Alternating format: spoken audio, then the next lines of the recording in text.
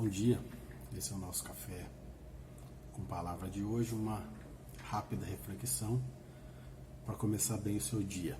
E a palavra que vamos meditar nessa manhã é Salmos, capítulo de número 137, ou Salmo 137, o versículo de 1 a 4, que diz assim: junto aos rios da Babilônia, ali nós assentamos e choramos quando nos lembramos de Sião. Sobre o salgueiro que há no meio dela, penduramos as nossas harpas, pois lá aqueles que nos levaram cativos nos pediam uma canção, e os que nos destruíram que os alegrássemos, dizendo: cantai-nos uma das canções de Sião. Como cantaremos a canção do Senhor em terra estranha? Esse Salmo 137, que leva como título As Saudades da Pátria, fala de um momento, ou de um dos momentos em que o povo de Judá, cativo na Babilônia, enfrentou.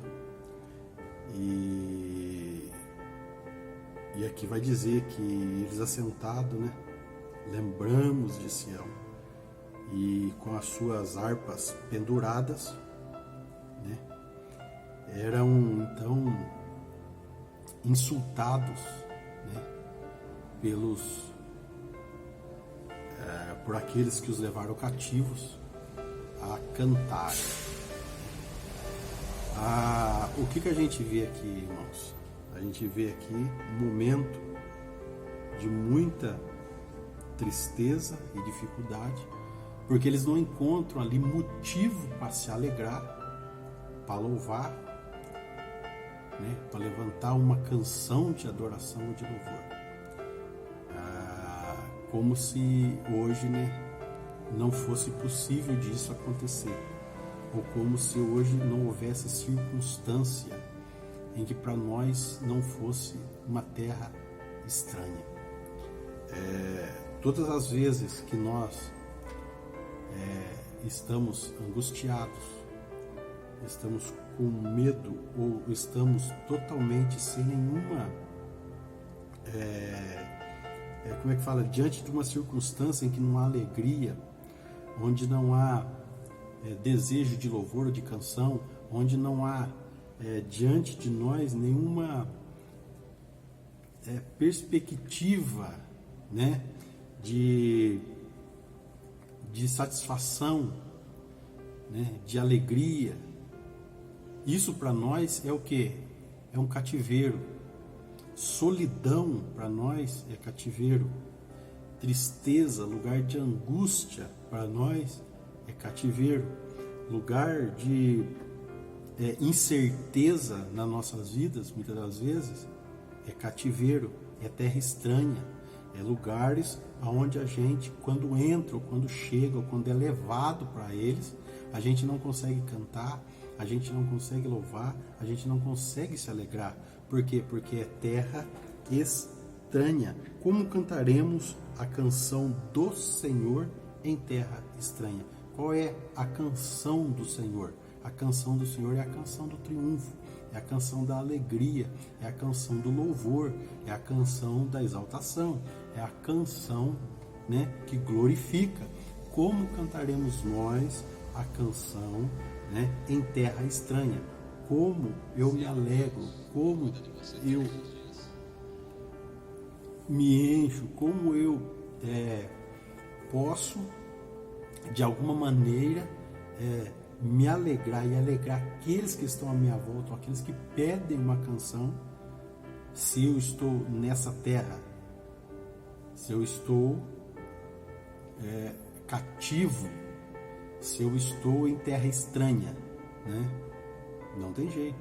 E hoje muitas pessoas, muitos de nós, muitos cristãos, não compreende o quê? Que nós, ainda que sejamos livres, quanto à nossa condição humana, né? Num país democrático, onde você tem liberdade de escolha, de expressão, né? Entre aspas, mas tem.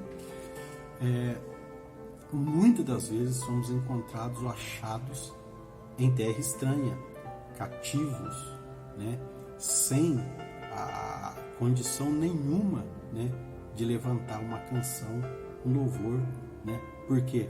Porque a gente lembra de Sião. O que significa isso? A gente lembra da nossa terra, da nossa condição, a gente lembra da nossa pátria, a gente lembra da nossa nacionalidade, entre aspas, né? Da nossa nova identidade, de tudo aquilo que é colocado diante de nós, o que é dado como perspectiva pelo Evangelho, mas mesmo assim, em determinados momentos da nossa vida, a gente olha e acha que tudo aquilo acabou ou é impossível de acontecer, e por causa disso não há alegria no coração e não há louvor na nossa boca, né?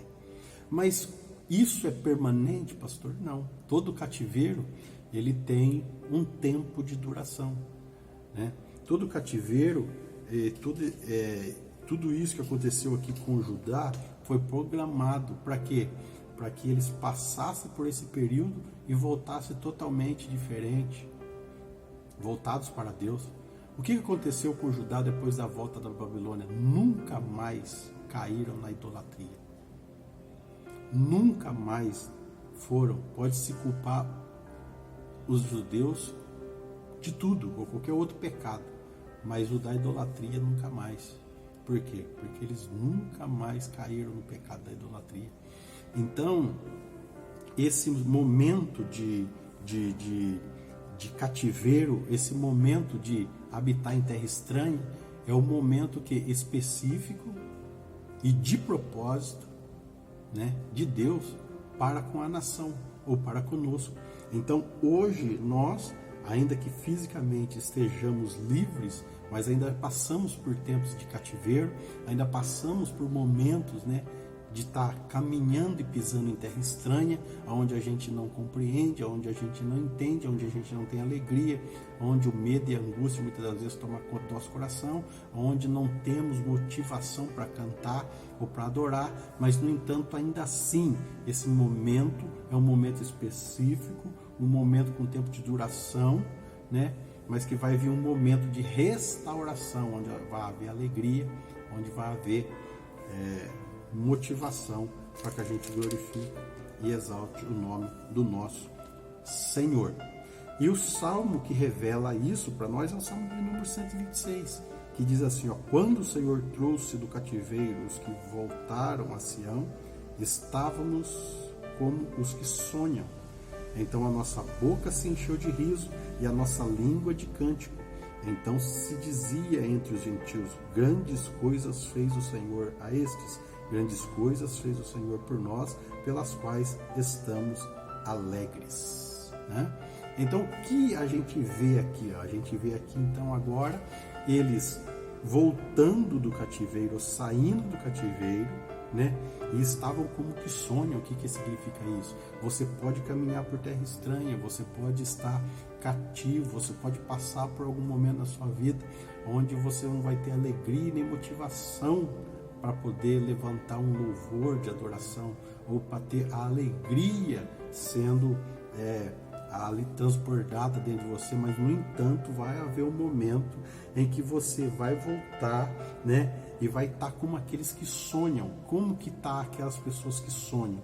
Pessoas que estão motivadas, pessoas que estão cheias de perspectiva, pessoas que estão totalmente agora animadas pela possibilidade de voltar para casa, de voltar para as promessas, de ver diante de seus olhos a possibilidade de ver as suas promessas, ver a sua perspectiva de vitória, de bênção, de retorno, de restauração, de reconstrução, né, diante dos seus olhos.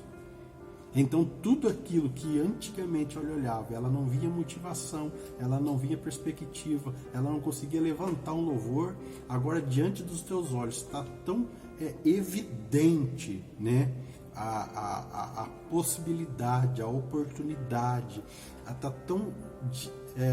a fidelidade de Deus está tão clara diante dos seus olhos agora, que vai encher a boca de rios, que vai ficar explícito a alegria, que vai ficar explícito, né, no rosto, né, vai brilhar diante deles, ou diante daqueles que olham para eles, o que? A esperança, né?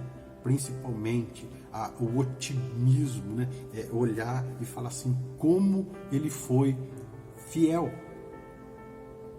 E aí vai dizer assim, ó, então a nossa boca se encheu de riso e a nossa língua de cânticos. Olha aí, agora já não é aquele esforço para buscar o ser constrangido a cantar uma canção. Não, agora o que sai da sua boca é louvor. Por quê? Porque você está vendo diante dos teus olhos a fidelidade de Deus, como Deus te tirou do cativeiro, como Ele te trouxe, né, para a terra, de volta para a terra, ou de volta para a terra, que de volta para o propósito original, de volta para quê?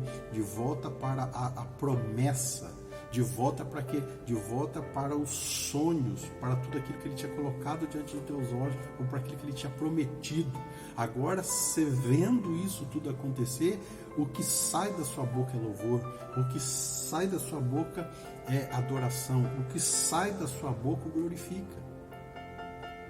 A boca se encheu de riso, né? E a nossa língua de cântico. Então dizia entre os gentios, grandes coisas fez o Senhor para estes. Então presta atenção, o Senhor dificilmente, presta bem atenção nisso, o Senhor nos leva para o deserto, ou nos leva para o cativeiro, não para o nome dele ser glorificado. Porque da nossa parte, da nossa boca, dificilmente vai sair adoração em momentos assim. Mas, no entanto, é um tratamento, ou é um lugar onde nós refletimos, onde a gente vai passar por essa pedagogia de Deus, mas quando voltarmos, aí é que está, o nome dele vai ser glorificado e exaltado, não só por aquele momento de culto, por aquele momento em que a gente prepara de adoração, não. A palavra aqui fala assim, ó, grandes coisas fez o Senhor a estes, né? E por isso, né, pelas quais estamos o quê? Alegres, né? Grandes coisas fez o Senhor por nós, pelas quais estamos alegres. Então, a transformação da circunstância, a perspectiva e agora o nosso novo estado de espírito, né, diante daquilo que Deus fez na nossa vida, nos conservando no cativeiro, nos restaurando de volta e deixando diante de nós, claro, que a sua palavra é fiel, que Ele é fiel, como diz a própria palavra, Ele não é homem para que minta, nem filho do homem para que se arrependa. Então logo o que Ele falou vai acontecer e vai ocorrer. E a palavra fala que Deus, ninguém pode impedir. Então o que a gente vê aqui? A gente vê que quando a gente tiver, né, retornado, quando a gente tiver nesse outro momento aqui de restauração, o que sair da nossa boca, ou o nosso estado de espírito, vai ser o suficiente para glorificar o nome do Senhor. E aí a palavra continua dizendo e fala assim, grandes coisas fez o Senhor por nós, por isso estamos alegres, né? Ponto. O que é que nos alegra? O que é que faz sair riso na nossa boca? O que o Senhor fez por nós. Você já parou para pensar o que Deus tem feito na sua vida? Você já conseguiu compreender em que território, em que lugar você está caminhando, onde você está hoje? A própria palavra lá em Eclesiastes 3, muito que as pessoas gostam muito, fala sobre o tempo. Há tempo para todo o propósito embaixo do sol ou embaixo do céu. Aqui há tempo, há um tempo determinado para todas as coisas, né? O texto diz, há um tempo determinado para todas as coisas. Então há tempo de sorrir, tempo de chorar, né? De juntar pedra, espalhar pedra, de abraçar, deixar de abraçar e tal. Então, qual que é o tempo? Qual é o tempo que estamos vivendo hoje? Qual é o tempo de riso ou o tempo de choro? Qual é o caminho que eu estou caminhando? Estou caminhando em terra estranha ou não? Eu estou caminhando em uma terra cheia de perspectiva, de muita lucidez. Eu sei que é o momento exato, é um momento de milagre na minha vida. Você consegue compreender e entender quais são esses momentos? Você consegue ter discernimento para saber em que momento você está vivendo a sua vida? Porque é óbvio que no cativeiro dificilmente ele se alegraria. Mas muitas pessoas que já voltaram do cativeiro e estão em retorno à sua terra, estão de retorno, que estão passando por esse momento de restauração, de promessa, de perspectivas novas, de oportunidade, mas ainda assim procura, diante das dificuldades, das circunstâncias, motivação o quê? Para se entristecer, para não se alegrar, para não adorar, para segura o cântico com a boca, fazendo com que não haja motivo para alegria, para adoração. Então, qual é o momento em que estamos vivendo? A gente tem que ter esse discernimento. Não, esse momento aqui, olha como que Deus é fiel, e diante da fidelidade dele, eu vou o quê? Adorar, glorificar, vou exaltar, que isso vai ficar explícito diante do meu rosto. Mas muitas das vezes o pessimismo é tão grande, tão terrível, né? Que ainda que Deus tenha feito grandes coisas na nossa vida, a gente não olha para o que Ele tem feito, a gente olha para aquilo que da nossa parte a gente deseja, mas ainda não foi realizado. Entendeu? A gente não consegue olhar para o que a gente tem, a gente consegue olhar só para aquilo que está faltando. Você já parou para pensar o quanto a gente faz isso? A gente deixa de olhar para aquilo que a gente já tem e que Deus já nos deu e fica olhando para aquilo que a gente ainda não recebeu e que é do nosso desejo. E muitas das vezes nem é da vontade do Senhor nos dar. Isso se torna em ingratidão. Então cada um de nós deveremos viver esses dois estágios na nossa vida espiritual de forma muito plena, contundente. Porque eu estou em cativeiro, amém, não há alegria no cativeiro. No cativeiro não há boca cheia de louvor e de adoração. Em terra estranha não há motivação para adoração, amém. Mas agora o Senhor me trouxe de volta. Só de eu estar caminhando, voltando, já seria o suficiente para mim cantar os louvores, para mim já encher minha boca de riso e para mim dar testemunho da vitória. Porque eu fui conservado no cativeiro e fui trazido de volta. Mas muitas das vezes essa não é a motivação do nosso coração. Mas que Deus, em Cristo Jesus e através do Espírito Santo que habita em nós, que nos conduz à verdadeira adoração, que adora em Espírito e em verdade, que nós possamos, em nome de Jesus, né, diante da restauração, diante daquilo que Deus tem colocado, o que tem feito na nossa vida, que a gente venha adorá-lo, glorificá-lo, que a gente não venha ter os nossos olhos voltados pelas pequenas coisas que Ele ainda não fez, mas que a gente venha ter motivação suficiente para adorar e glorificar o nome dEle, pelas grandes coisas que Ele já realizou, né? Por tudo aquilo que Ele já fez nas nossas vidas e pela certeza, né, da sua fidelidade, que tudo quanto Ele prometeu, Ele é fiel para cumprir. Que Deus em Cristo Jesus te abençoe, te guarde, te conceda um ótimo final de semana e que você possa estar com a sua boca cheia de riso, que você possa estar resplandecente na alegria, né, na esperança, né, e que as pessoas possam ouvir, né, ouvir e ver em você o que? O testemunho, né, das grandes coisas que Deus tem feito na minha e na sua vida, em nome de Jesus. Amém? Que Deus te abençoe e te guarde, você e toda a sua família, em nome de Jesus.